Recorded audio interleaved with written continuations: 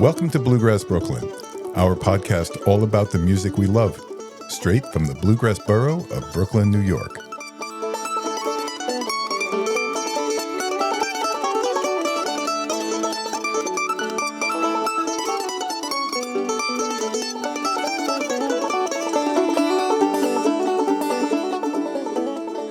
Hello, everybody, and welcome to Season 3, Episode 5.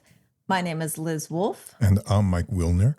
We are very excited to welcome on today's show Emory Lester, who is a mandolinist, also an incredible teacher, and I've had the opportunity to work with him, so I'm really excited about having him on. The introduction music we just heard was Fisher's Hornpipe from Emory's 1863 album. And he didn't record it in 1863. That is the name of his album. And I'm also excited because we are welcoming onto the show Alex Deane. She is a Brooklynite who I am partnering with to produce the Warnick Method Jam Camp in October. So very excited to talk with her as well. For my part, I'm really excited that we decided to start releasing special editions. These are short editions when we have content or musicians or other people we want to share with you, and we can't wait till the next regularly scheduled episode. We just release it whenever. We had one recently, and we'll probably have a few more during the coming season. I'm getting myself all ready for Fiddle Hell, which is up in Westford, Massachusetts, November 13th to 16th. And despite the name, it's not only for fiddles, it's all kinds of instruments, all the bluegrass instruments, vocalists. There are classes, workshops, jams, and everything. All are welcome. You can check it out at fiddlehell.org. That's FIDDLEHELL.org. That's it for me, Liz. Well, then we want to make sure before we get started with our episode that everyone remembers to follow us on all our platforms at Bluegrass Brooklyn. That is spelled BKLYN, Bluegrass Brooklyn. And you can always go to bluegrassbrooklyn.com to get instant access to all of our episodes. And what if people are looking for jams in Uptown Manhattan, the Bronx, and Riverdale, Liz? So you can always find out that information, bluegrassjamsnearme.com. Okay, so should we get started? Let's do it. All right, let's roll.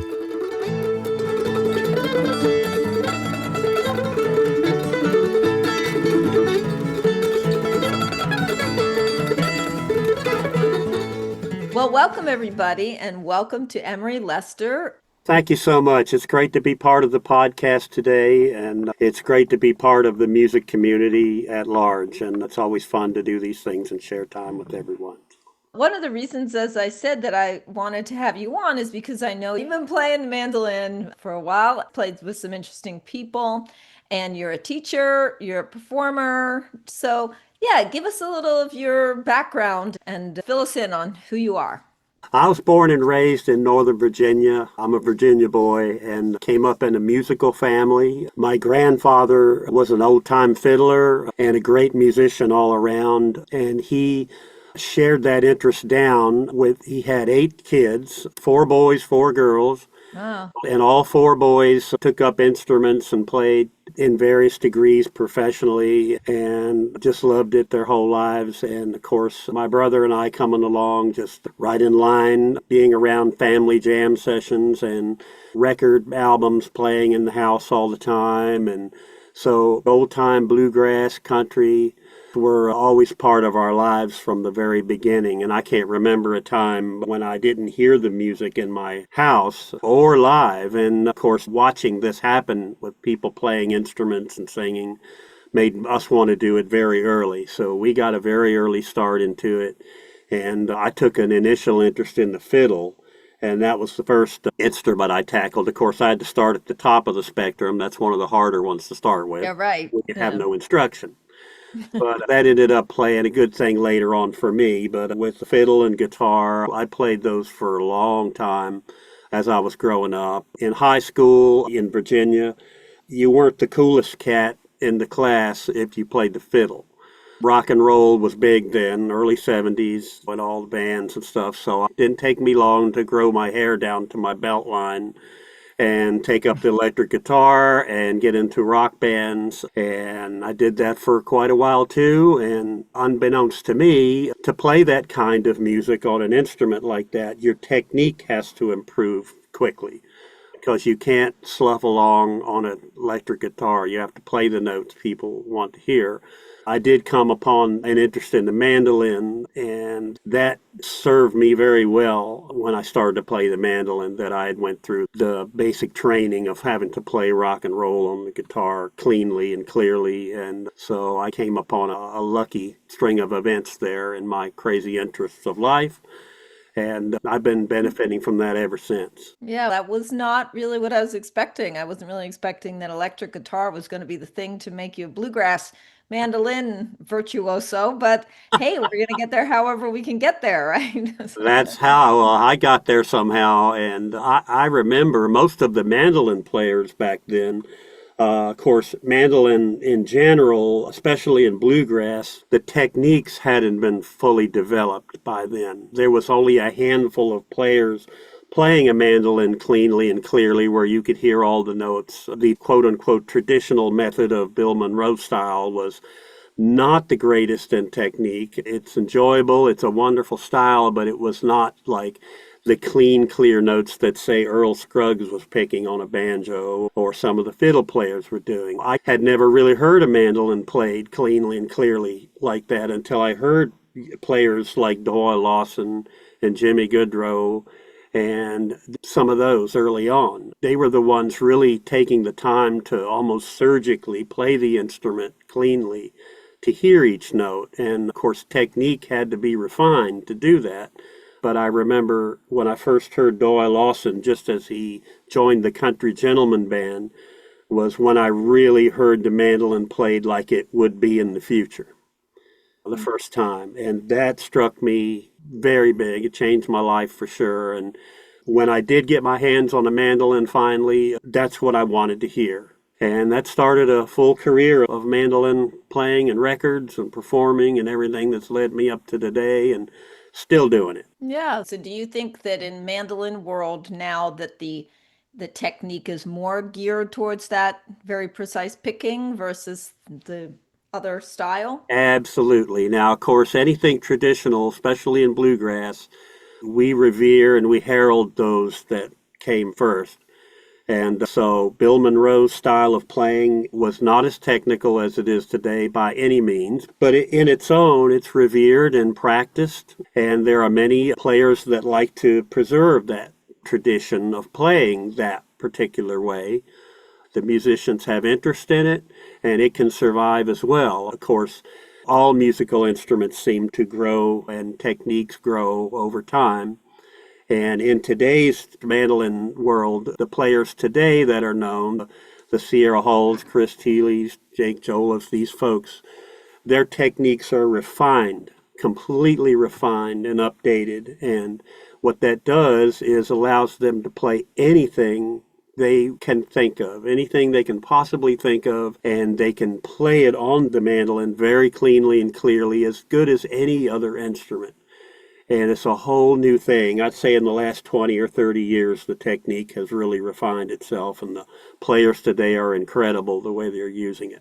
Someone who's starting the mandolin or wants to take themselves to the next level, where would you send them? Would you send them more Monroe way or would you send them more Sierra Hull way? It always starts with a person's interest. What do they like to listen to?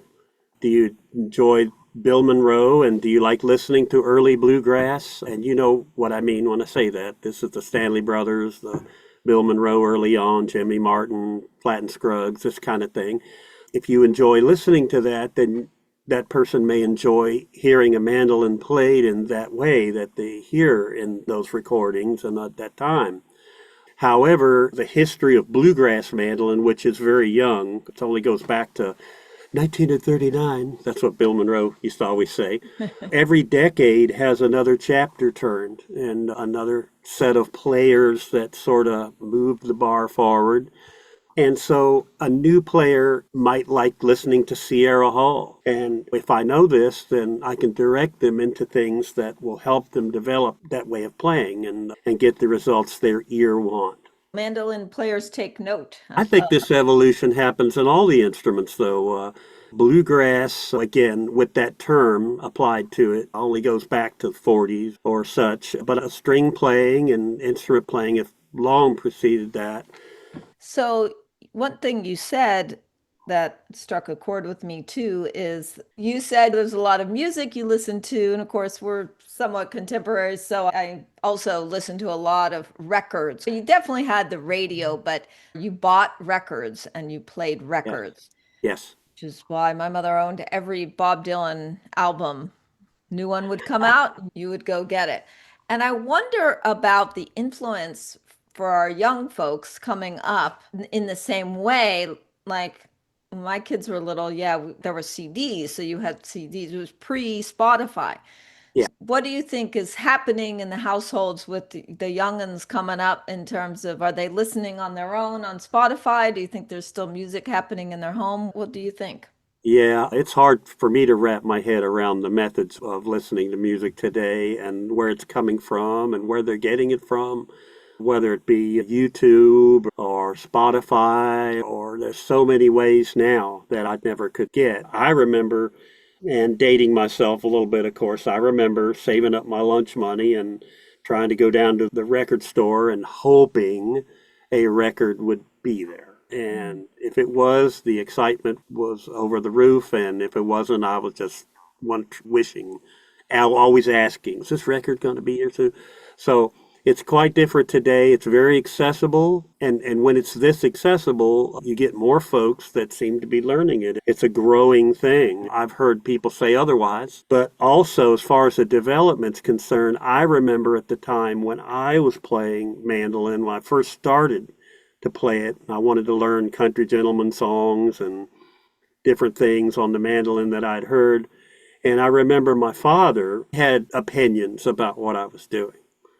These new kids, I don't know where they get this from, or I don't know what he hears in that. One of my banjo heroes that I was learning from, I must have listened to Bill Emerson for, God, 10 years before my dad finally tapped me on the arm and said that he used to know Bill many years before I started to learn, basically idolize Bill. And he started to tell me the stories about him and Bill jamming in the parking lot out there in Washington, D.C. between two clubs when my dad was playing banjo with one band in one club, and across the street Bill was playing banjo in the other club. So here I am exalting to Mount Rushmore these players that my father knew as just general buddies. And it was pretty shocking to me. You've hung out with some of your own kind of cool kids, as it were. I think you played with people like Tony Rice. I think I saw somewhere you got to even play with Steve Martin on Letterman. So, what was it like swimming in that pool with those folks and playing, and how did that come about?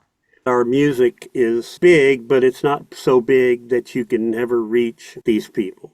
I never thought I'd ever get a chance to play with any of them folks. But when you're an up-and-coming player and you're just trying to get gigs and play locally, you run into somebody who knows somebody who knows somebody, and the next thing you're in these positions. I remember when I was in high school, and I hadn't graduated yet, but I was in 12th grade, down in Oaksville, Virginia, that Bill Emerson was, again, a big idol of mine.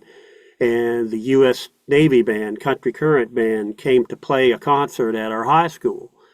And like I knew a lot of the tunes Bill played. And I used to listen to that so many times.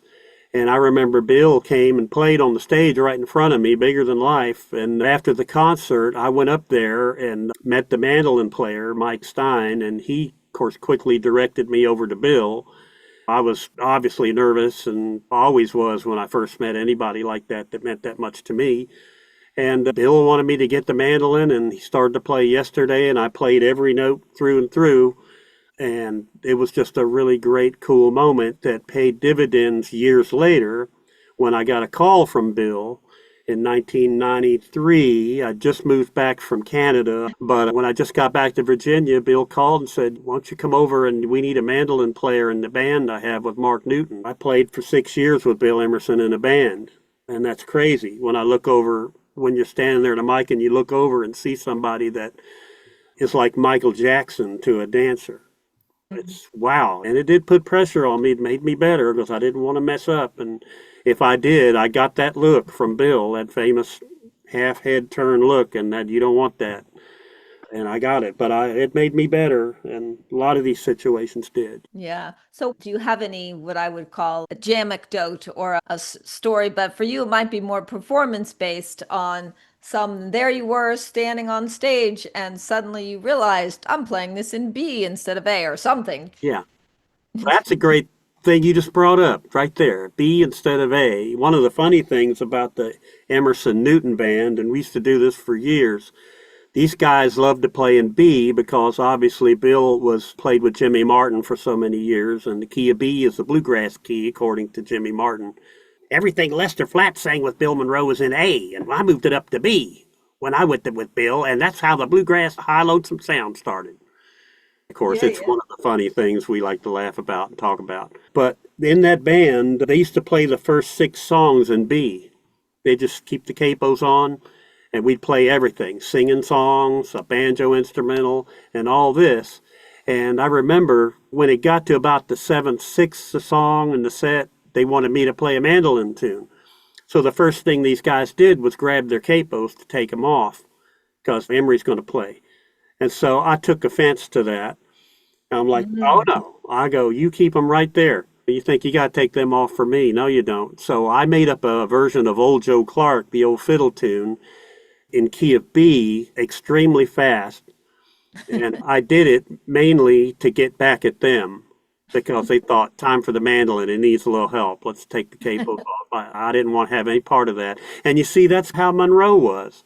A lot of us have inherited a little DNA all the way down. And now here I am acting like Monroe. I'll show you kind of thing. Okay, of course, everybody wants to know. Okay, me mostly. What was it like playing with Tony Rice and Steve Martin? Wow. So many great thoughts of that and stories because I love both those guys so much. And Tony, bless his heart, he had challenges in his life, but I was there at a good time. He was still singing. Jimmy Goodrow, who was another great hero and great friend of mine, gave me the opportunity to sit in for him with Tony, and that's how I got there. But Tony is everything anybody ever said about him, and there's a lot of instances where I learned something new. I know Tony wouldn't play with anybody unless he trusted him. And so I hold that near and dear to my heart, knowing that and playing along with them. But I remember one moment in particular down in North Carolina, and he used to do this song. It was the first time I think I ever did this one, Sally Gooden. They did a version of that to end their unit show.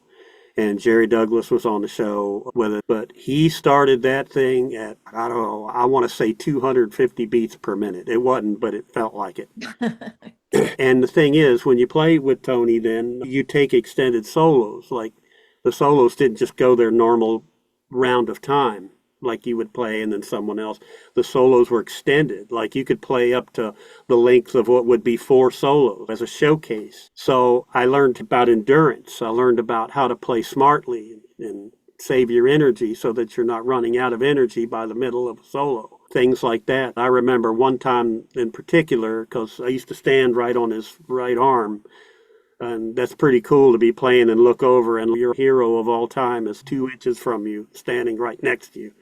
And I had the best view of that guitar and him playing it that anybody could ever Mm, have had. I wish that could be shown, what I mm. experienced right next to me.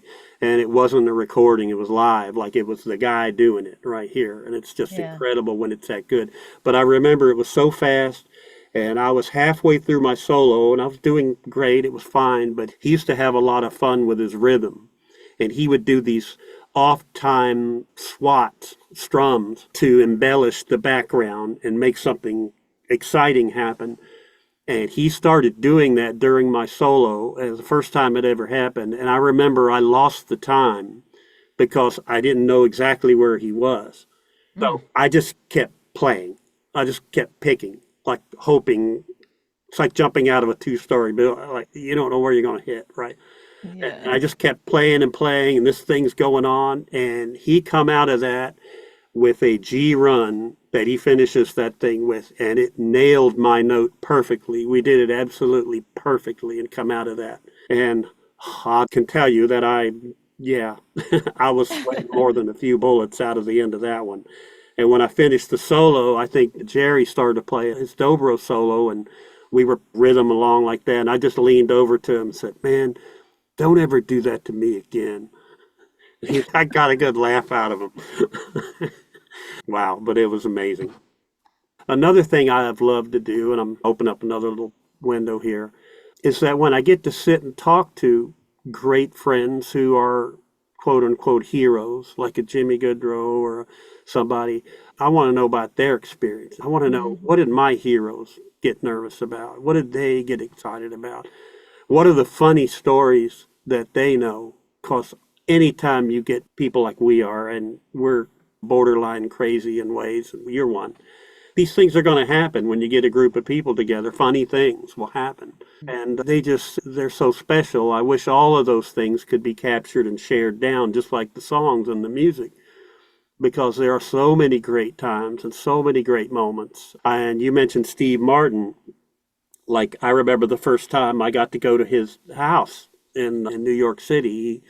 He lived down near Central Park, and it was a completely cool experience to go into someone's home like that. That is way beyond my accessibility. He's a movie star and an actor, and all of a sudden you're standing there in his home, and he's having you sit down, and there's so many funny things that happen. And he's a very nice man, and just like your family member. He made me comfortable right away, and he was just like an old friend. And after a few minutes, you had to pinch yourself when you look at him like, my God, I'm talking to Steve Martin. Yeah, here you are. And he's just a musician like we are, and super talented, and super wonderful guy. What's occurring to me is how, in all the stories that you've told, is this sense of welcome. And I'm wondering if you think that's related to just what bluegrass is, right? It comes from this basic core understanding that everyone is welcome here. I was watching a video of some of the bluegrass royalty backstage, I think at the Opry or somewhere. And old John Hartford, who was a wonderful soul and another great man in every way. Someone was interviewing him back there, and I think everybody from Del McCoury to the Nashville Bluegrass Band to Carlton Haney to everybody walking backstage, Osborne Brothers, and they were asking him if, what it was like. What is this? How would you describe all this? And without a hesitation, he said, it's family. It's family. And that struck me really big because I did know this, I did feel it, but I never thought about it. Carlton Haney claimed to have invented the Bluegrass Festival. When he did that, he wanted to get all the bluegrass bands in the field and have them stay for 3 days and play. And it's a funny story, but I guess I don't know if he knew, maybe he did or not, that when you get that many people to come to place for and camp for 3 days, that it's not just the musicianship on the stage or the stories, he would tell. But when the Bluegrass Festival started, it didn't take long for folks to be out in the parking lot and start picking and sharing, and that's the spirit. Planned or unplanned, I might be unplanned. That he didn't even know that was going to be part of it. But my goodness, that's like the best part of it, that everybody can bring an instrument and take part. Can you imagine a rock concert at a stadium? And outside the rock concert, for miles and miles, there are people with amps and guitars just laying into it, like for 5, 6 hours before the concert. That doesn't happen. No, it doesn't. No, but it happens I've in been our to world. I think it'll always thrive as long as people have that spirit. And there's always the odd egg, the odd person that will be a little insecure and cause this or that feeling. That happens in everything in life. It happens everywhere in life. It's not just music. And I've had students that go to jam sessions and they come back with their tail between their legs because so-and-so said something about how they did or how they played and that. I remember even when I was coming up and learning how to play, I never really told anyone anything about how they played. I would never do that. So if somebody does that, that's such an oddball thing. You get people together and people will be people. Yeah. I call that jam-splaining. Jam-splaining. That's a good word for it. Very good. Yes. I'm just playing over here. You don't need to jam-splain me. And I get it all the time. And honestly, I think I get it Because I'm a woman, I think there's, as we know, there's a lot of men in bluegrass. And I think it's some ways good-hearted, like they're trying to help, Yeah. but they're also, making a lot of assumptions. The big news flash there is that by and large is gone with Molly Tuttle and Sierra Hull and especially Alison Krauss. Dolly Parton, who's a lot more of a musician than some people know. I've heard her with a guitar before. And the women today have pulled up just fine. It's not like it was when I remember. And I remember those days when it was like that. But today, you can imagine how many young women are being inspired by them. One other thing I wanted to know is when's the last time you've been to Brooklyn and played? Because this is a podcast straight out of Brooklyn. I'll drop the boulder in the pond here for those that know or don't know. But my father was a professional musician, but he also had a day career with the Washington Post newspaper. And he asked, said, told, whatever the version was, to my brother and I that we would never do this music for a living. So I upheld that. And I've had a 40-something year career now as a civil engineer, and I still do that all day long. I'm very close to retirement, extremely close to retirement, which I'm very happy about because I might actually become a full-time musician by default. But kept me basically as a fence straddler, so to speak. I do use my weekends to go play from time to time. I do go to camps and teach quite often. I teach a lot of individual online lessons each week after hours.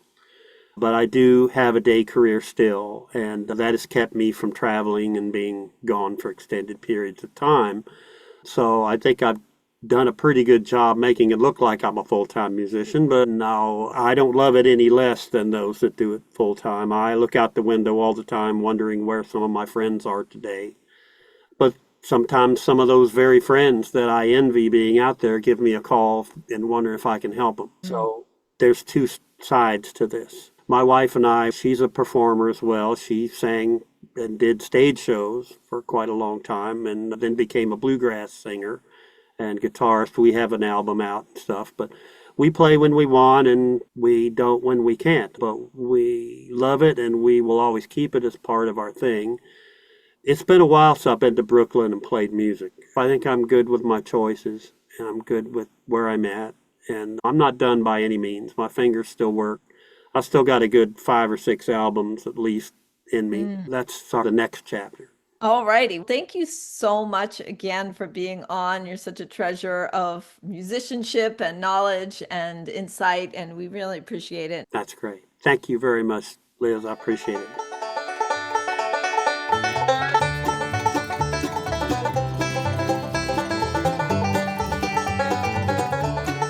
Hi, everybody. I wanted to introduce you to Alex Deane, and whom many of you already know. But why I want to introduce you to Alex today is because she and I are co-hosting a Warnick Method Jam Camp, October 10th, 11th, and 12th.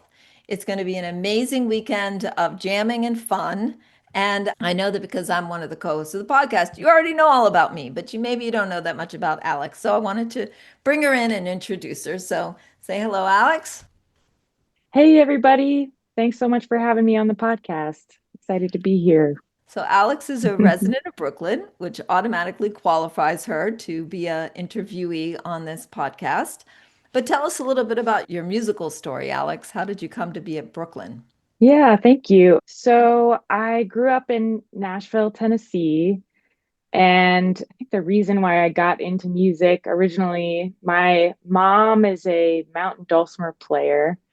She was taking lessons at the Blair School of Music and asked me if I wanted to learn the violin or the fiddle. And I was like, well, the fiddle sounds a lot more fun. So I started taking fiddle lessons when I was young and played fiddle all through high school. And always just really enjoyed playing music as a teenager and as a kid in various groups, doing some songwriting and playing in bands. I didn't never really learn how to just jump into a jam. That really didn't come until later. I moved to New York State for college and later came down to Brooklyn in 2017. It was there that I found out that Michael Daves was teaching guitar lessons. And Wow. I was such a big fan of Michael Daves, was really excited for the opportunity to study with him. So I took some really great group classes, including a jam etiquette class, which finally unlocked something that I had always really wanted to have as a kid, and as witnessing people just jamming together and being like, oh, that looks like so much fun, but not really having the skills to know how to jump in and improvise. That always had felt a little bit scary to me. So it took me a long time to find that resource and to build up the bravery to start jamming with people. But it was through the community in New York City and in Brooklyn, through the community that's really cultivated by Michael Daves, that I learned how to just start showing up and learning theory for folk musicians that allows you to jump into jamming. And then I couldn't really get enough, and I just started jamming as often as I could. So I'm playing a lot more guitar lately. Really enjoy singing, and it's been fun to learn an instrument that has a little bit more full sound and possibility for accompanying myself as a singer, just on this lifelong journey of growing as a musician. So you bring up so many good points. I mean, one is that I'm sure there are listeners, whether you're in the New York City or Brooklyn area, or if you are in Australia. We have a lot of listeners in Australia, believe it or not. Mm, Wherever you are, if you're thinking, oh, that looks like fun, I would like to do that. Actually, taking a jamming class of some sort, in your case, you took Michael Dave's, but of course, in this case, it's a Wernick method, which is a specific method developed by Pete Wernick, who's the banjo player for Hot Rise. By the way, getting inducted into the Bluegrass Hall of Fame this year. So mhm. this is like years and years and years of experience, and it's developed a method that makes it easy to step into a jam so that you can start to have fun. And that's the most important thing, is to be able to have fun. So yes, this is That's an right. actual learned skill to learn how to jam. And thus why Alex and I are doing the Wernick method class in Warwick.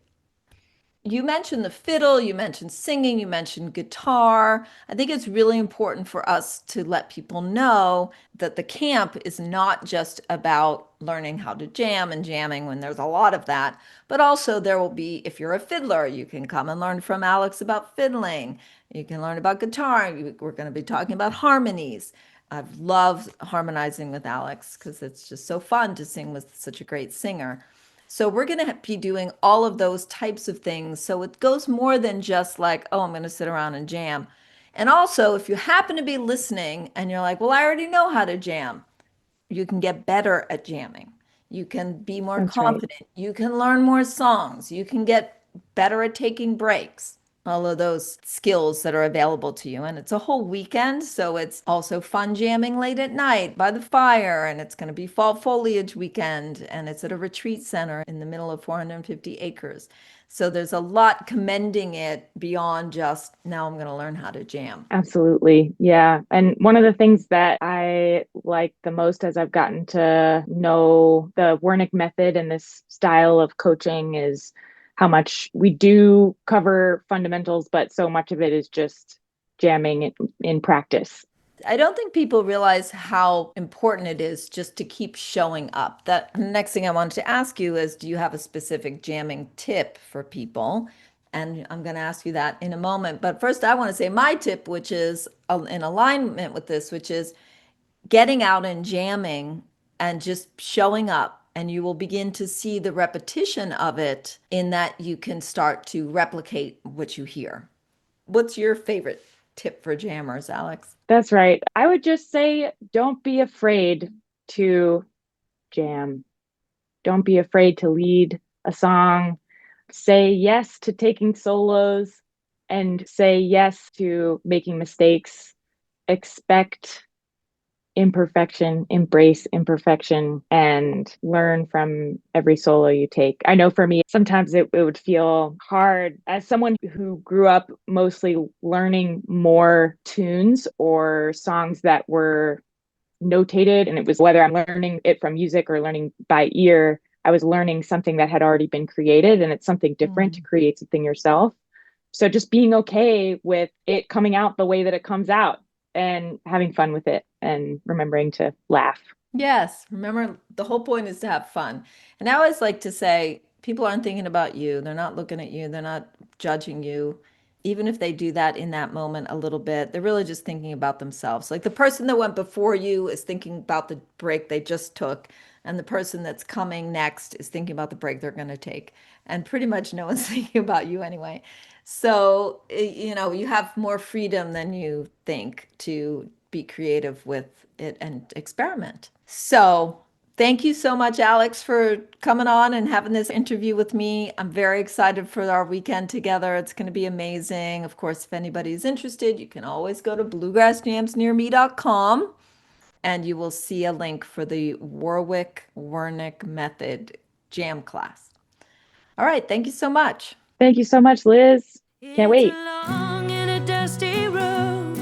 It's a hard and a heavy load. The folks I meet, they ain't always kind. Well, I just loved speaking with Emory.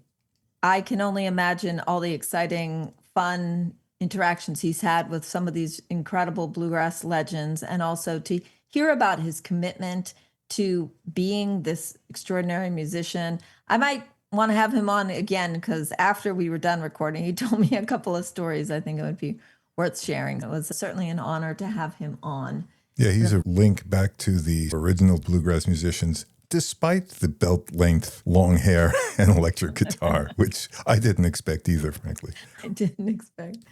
Also, a pleasure to speak with my partner in my jam camp, Alex Deane. She's an incredible musician. And by the way, she also has some shows and other things coming up. So we'll put a link in the show notes for you to find out more about Alex and what she's up to. So please remember to follow us at Bluegrass Brooklyn. Brooklyn is spelled BKLYN. You can go to bluegrassbrooklyn.com. And if you're looking for jams in Uptown Manhattan, Bronx or Riverdale, and some even Jersey, go ahead and check out bluegrassjamsnearme.com. That's right. Thank you so much. And we look forward to seeing you around the jam circle.